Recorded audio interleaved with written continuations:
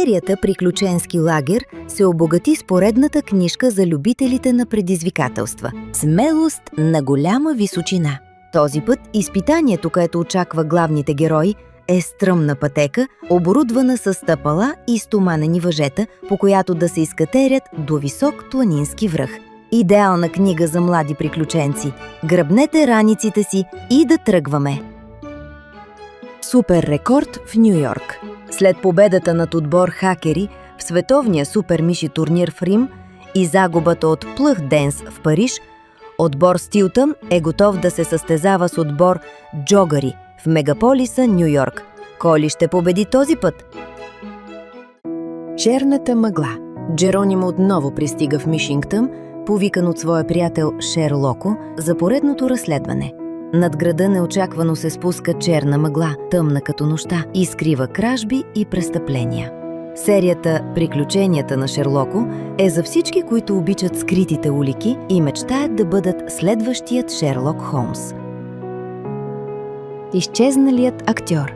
Сложни случаи, противоречиви улики, мистерии, чакащи разгадаване. Разследвайте заедно с сестрите Теа в новата поредица «Криминални случаи». В курса по математика Паулина е разработила иновативен компютърен алгоритъм, който открива аномалии, скрити в онлайн новините. В първата книга «Изчезналият актьор» алгоритъмът сигнализира за проблем, свързан с изчезването на актьора Робърт Жулиар и създаването на нов профил в социалните мрежи, свързан с това изчезване. 5 приятелки се отправят към Холивуд, където сред филмови декори, звезди и амбициозни актьори разследват случая в надпревара с времето, за да открият Робърт. С ритъма в сърцето. В момента, в който обличах трикото и хващах в ръце топката и бухалките, времето спираше и аз влизах в магично пространство от звуци, цветове, скокове и емоции.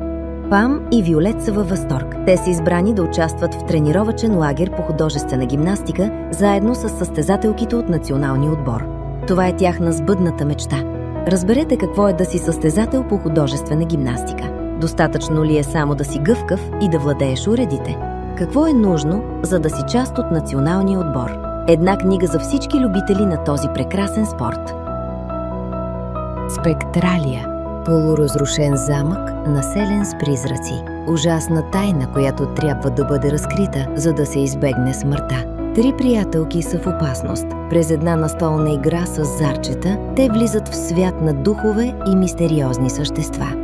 За да се върнат в истинския си живот, момичетата трябва да се борят и да победят.